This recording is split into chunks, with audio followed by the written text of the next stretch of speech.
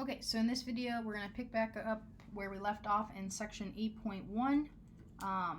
And the first thing we notice here is that rules 18, 19, and 20 all have something that looks like something squared plus or minus something else squared. Right? If you look at these rules down at the bottom, they all have something like that going on. So what that means is we can try to find manipulate some of these integrals to look like something squared over something squared in the denominator, especially underneath the square root. And that's what we're going to do in this next example. So in this example here, notice that I don't have x squared in the denominator underneath the square root. We know that 16 is going to be like 4 squared, but that's at x to the 6 is not something squared, but we can rewrite it that way. So here, let's notice that the square root of 16 minus x to the 6, we can rewrite that as something squared, so 4 squared minus, now what squared gives me x to the 6? Well, x cubed squared gives me x to the 6th, right? Because we've multiplied their exponents, right? So in other words, what I need to do is do u substitution. Oops, we'll write it up here.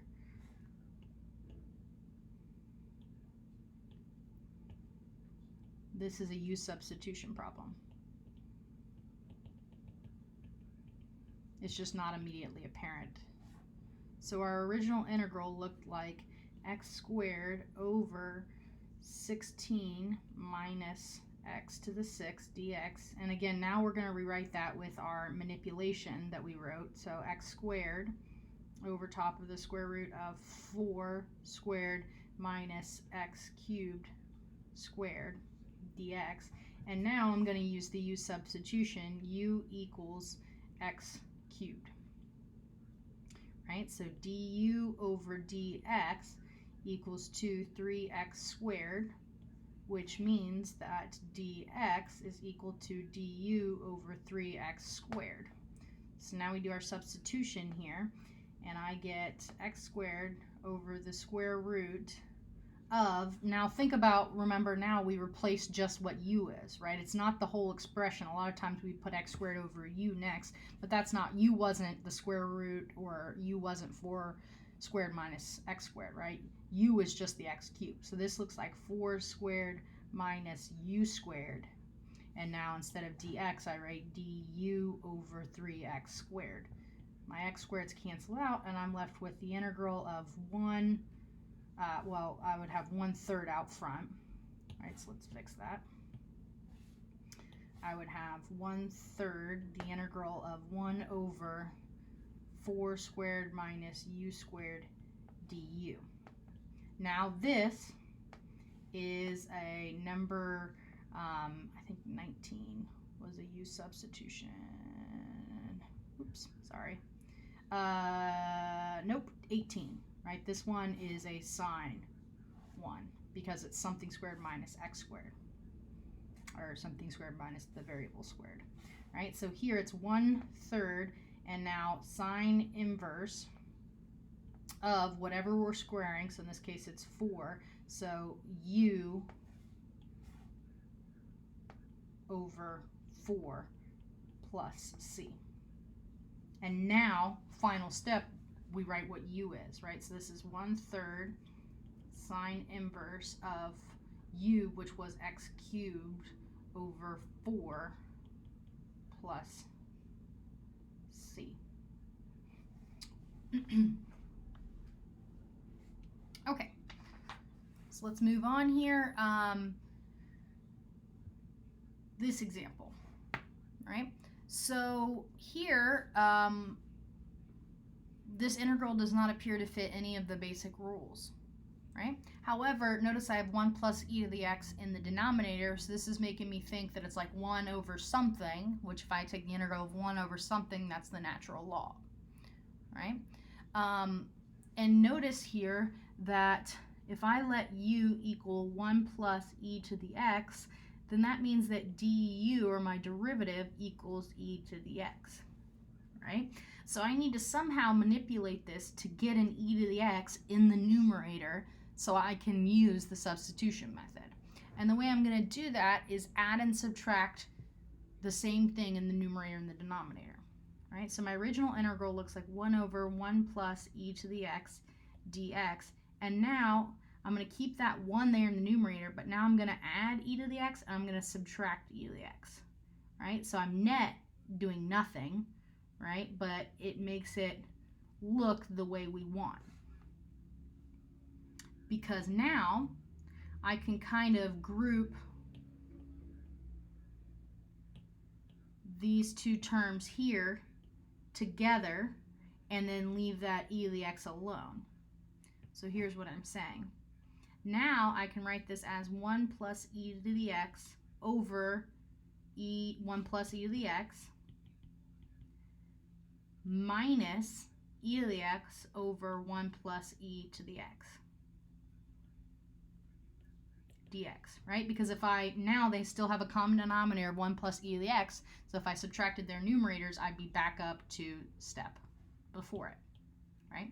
So this is fair game. Now, why is this helpful? Well, this is helpful because now this guy is just 1, and this guy here, I can use substitution. Why? Because remember, if I chose 1 plus e to the x to be my inner function, u, then du is e to the x, so my derivative appears in the numerator, right? So this becomes the integral of 1 minus e, and I'm going to go ahead and let's just distribute our integral sign as well here. So this becomes the integral of dx minus the integral of e to the x over 1 plus e to the x dx. So I distributed my integral and simplified. So now let's do u substitution here. So u equals 1 plus e to the x. Du over dx is equal to e to the x. That's the derivative. So dx is equal to du over e to the x. So my integral becomes e to the x over u times du over e to the x. So it just becomes the natural log, or 1 over u, sorry, du, which is the natural log of u plus c, which, what is u? U is e to the x, which is always positive. I'm sorry, 1 plus e to the x, which is always positive. So we can get rid of the absolute value. So my final answer now is going to be, right, this work right here was all u substitution work for the second integral there. So now the integral of dx is just x plus, nope, minus, because there's a minus sign there, minus ln of 1 plus e to the x plus c. All right, I'll go ahead and move that down a little bit so I can box it off.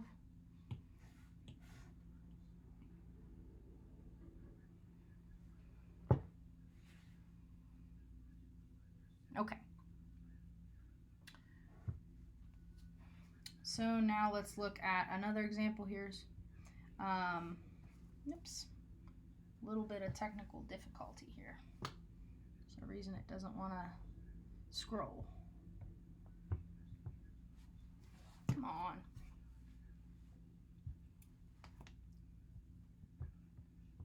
I'm not sure what's going on here. Try to cancel out of it here.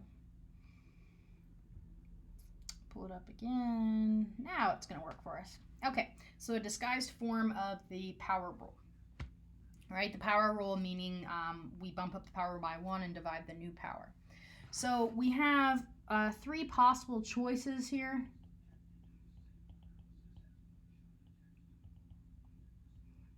For a u substitution, right? The first one would be u equals cotangent of x. And if we did that, then our derivative, which we would hope would appear on the outside, because that would be the good choice for the substitution method, the derivative for cotangent is cosecant x cotangent x, which we don't see on the outside. So that's not going to be a good one for us. So let me put a number 1 here because that was the first one we looked at. And we don't like number 1. So now let's look at number 2 here. Number 2 would be u equals to sine x, right? Because sine x is inside of the ln function. If I did that, then du would be equal to cosine of x. But again, I don't see any cosine of x, so that's not going to be a good one. So my only other option would be letting u equal to that whole thing, ln of sine of x. Right? And if I do that, then when I take the derivative, I'll have to use the chain rule. Right? So the derivative of the outside, which is the derivative of ln of something, is 1 over something, right? So 1 over sine x times the derivative of the inside function. The derivative of sine is cosine x. So this looks like cosine over sine, which is cotangent x. And what do you know? Cotangent x is on the outside, right? So this is going to be a good choice for our u substitution, right? So this is disguised u substitution or power rule. That's what I mean by power rule, is like a u sub, but a simple u sub, right? All right, so let's get rolling with what we've got here. So we chose u to be ln of sine of x. We knew that du over dx, we just did that work, is cotangent of x, which means that dx is equal to du over cotangent of x for our substitution. So now when we substitute here, I get cotangent of x. I don't really need a parenthesis there. Cotangent of x. And now instead of ln of sine of u, I'm replacing all of that by u. So I guess I do need that. And then I write dx, which dx we solve to be du over cotangent x. So cotangents cancel out perfectly, and I'm left with u du. The integral would be 1/2 u squared plus c. But what is u? U we found to be ln of sine x. So I'm going to put brackets around it, make it a little bit prettier. And then we square that plus c. So that's our final answer there. Okay, so now let's look at one more here, and this one we're going to use a trig identity, right? And so the trig identity, the trig identity that we're going to use here is that tangent squared of something inside is equal to secant squared of whatever that something is minus 1, right? So that's our trig identity that we're going to use. So here I get that tangent squared of 2x dx. So I can replace that tangent with 1 or secant squared of whatever was on the inside. In this case, 2x was on the inside of the tangent squared, so 2x will be on the inside of the secant squared, minus 1, put brackets here, dx. And now this is easy because we know secant squared. That's one of the antiderivative of secant squared is one that we know, right? The antiderivative of secant squared is tangent. The only thing we have to be careful of is that that 2 on the inside, but that's not too bad to deal with, because what ends up happening is if I were to take the derivative of a say like cosine of 2x, right, that would be, if I took the derivative, that would be -2, negative because it's cosine, 2 because of the 2 on the inside when I do the chain rule, sine of 2x. That's the derivative. Right? So when I do the antiderivative of, say, like cosine of 2x, if I did the integral of this, now instead of multiplying by 2 on the outside, like the chain rule says, I undo that, right? Because the antiderivatives undo it. So I multiply, I multiply by 1/2, or I divide on the outside by 2. And then now this is going to be sine of 2x, positive, because that's what happens when you take the antiderivative of cosine. Right? So anytime you have a constant on the inside of a, or constant multiple on the inside of a trig function, you just divide by that. So here this looks like 1/2 because of the 2 on the inside, and now the antiderivative of secant squared is tangent, and then we leave the 2x alone, and then minus x because of the -1, and then plus c there. All right? And if you can't remember that, then you could do a u substitution here, with u equals to 2x, and you would get the same answer, right? This is just a fast way to do it in your head. Okay, so those are some common techniques, right? All those integrals we didn't know off the top of our head, but we're able to use knowledge that we already had and manipulation in order to make them an integral that we know how to solve. So let's do an overview of what some of those techniques were. The first one was to expand the numerator. So that's the type of technique that we did. And so for example here, if I had like 1 plus e to the x squared in the numerator, what I could do, instead of trying to do some manipulation with a u substitution or something like that, it might be better to just square this out, right? In other words, write 1 plus e to the x times 1 plus e to the x, which you know is 1 plus e to the x plus e to the x plus e to the x squared, which is 1 plus 2 e to the x plus e to the 2x, right? Because e to the x squared, you multiply that when you're squaring it. And oftentimes what I'll end up doing here is whenever you square a binomial, there's a quick way to do that. It's the first one squared plus 2 times the first times the last one squared. So the first one squared was 1. 2 times e to the x times 1 gives me 2e to the x, right? And then the last one squared, e to the x squared, is e to the x. So that's a quick way. The first one squared, 2 times the first times the last one squared. And that's a quick way to multiply out binomials, right, when I have two terms. Okay, so one thing you could do is expand the numerator. Another thing you could do is separate the numerator, and we did this a couple of times, right? So if I had something like 1 plus x over x squared plus 1, I could separate the numerator. In other words, like go backwards with finding a common denominator. So I could write this as 1 over x squared plus 1 plus x over x squared plus 1. And again, all I would have to do here is notice that I have the same common denominator, so I could add the numerators and I get back to where I started. Completing the square. We didn't do any examples of this, but this is something that you might have to know how to do. So I will review it now. So say I had something like 1 over the square root of 2x minus x squared, right? So to complete the square, the reason we do it is because we can complete the square in a way to make an equation look like a binomial squared, so something like up here. And that's helpful in this case because if it looks like a binomial squared, which then I take the square root of, maybe that makes life easier. All right? Or maybe it gives us some sort of u substitution that we didn't see before. Oftentimes that'll happen here. So we're going to do that with here. We're going to complete the square. But first we got to do a little bit more algebra. So here I'm going to factor out a negative sign because in order to complete the square, the coefficient for x squared has to be 1. So I'm going to rewrite this as positive x squared because I factored out the negative 1, which means I get minus 2x here. So now I'm going to complete the square. So what do I do here? I take the middle term coefficient, 2. I divide that by 2, and I square it, which gives me 1. So what this means is I'm going to now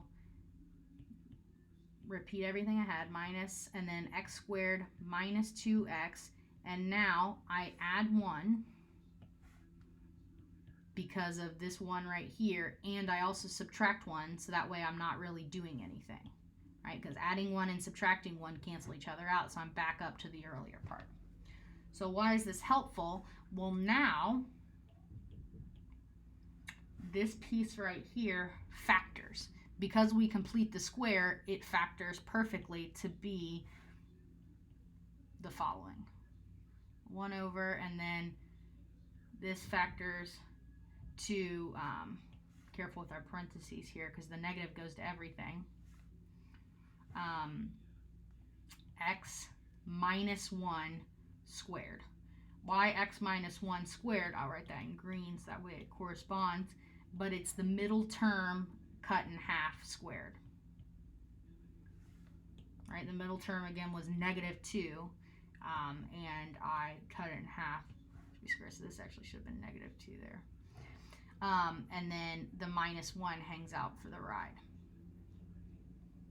Right, so this ends up being here the square root of if I distributed the negative sign, 1 minus x minus 1 quantity squared, all underneath the square root.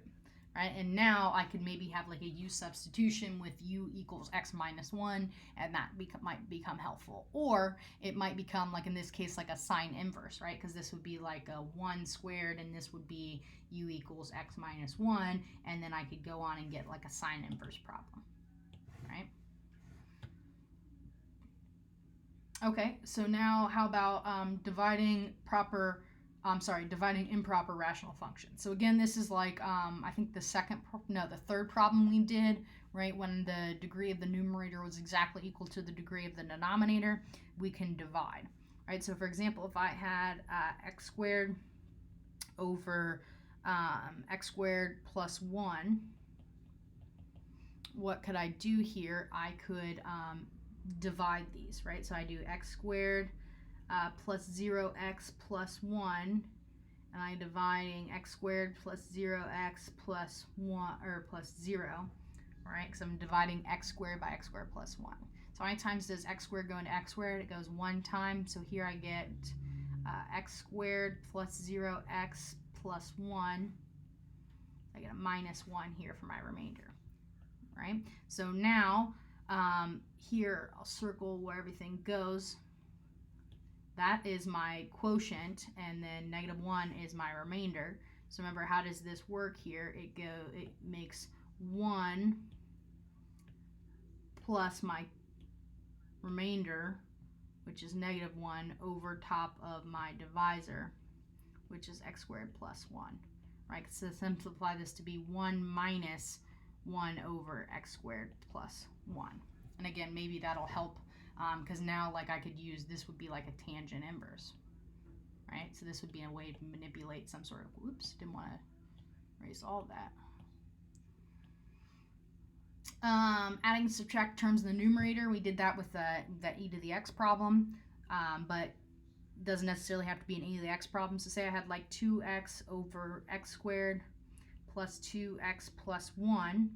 Well, I could add 2 and subtract 2 to both sides, or I'm sorry, to the numerator. Why is that helpful?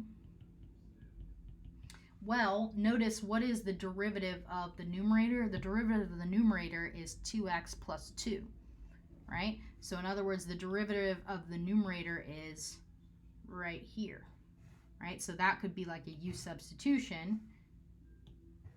So I could rewrite this, whoops, as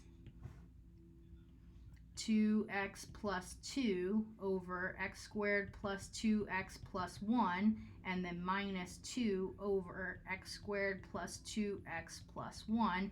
And now this guy right here could be like a u substitution problem with u equals to x squared plus 2x plus 1, or the whole denominator. And then the other guy, I could even manipulate further. This right here would be x plus 1 quantity squared, right? And so if I took u to be the inside function, x plus 1, the derivative of x is 1, so it's kind of like a 2 here, and I could do u substitution again. So you can see why that would be helpful. Trig identities, we did that in the last example. You just have to know those trig identities. I actually put a nice trig identities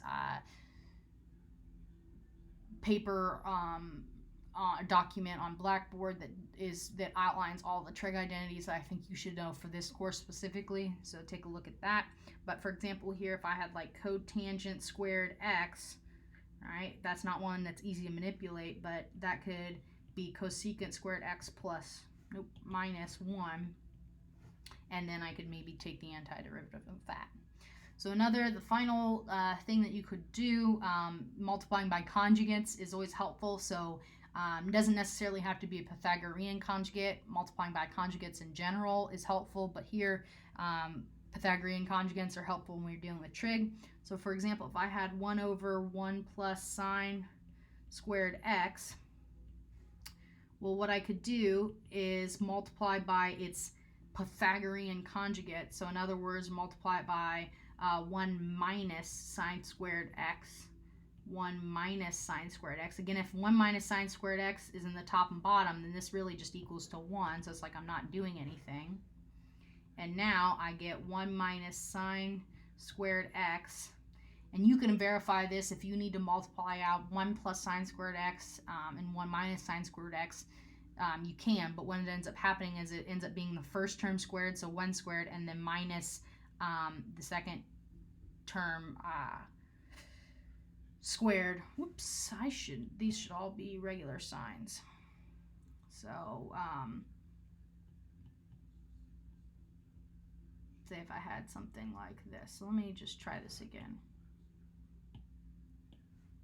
So say if I had 1 plus sine x, even better, because 1 plus sine squared x we could have manipulated by a trig identity. So this one we can't manipulate, so I apologize. 1 plus sine x, and now we're going to multiply by 1 minus sine x and 1 minus sine x, because that's its Pythagorean conjugate because the minus sign, right? So now I get 1 minus sine x in the denominator, and then I get 1, because what happens when we do conjugates with that plus and minus there, by design, we get the first one squared minus the second one squared, right?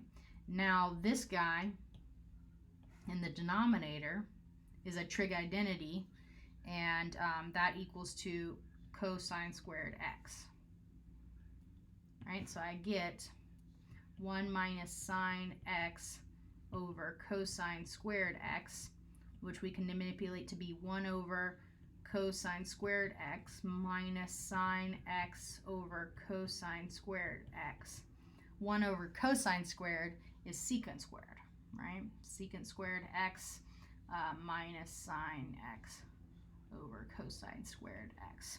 And here, secant squared we can take the antiderivative of, and this becomes a u substitution with cosine x, right? Because the derivative of cosine is sine, and we could roll with it from there. So that would be why that one would be helpful. So those are just some common tricks. We highlight them here. We did some examples earlier where we use all those tricks. So that's the end of section 8.1. Thank you.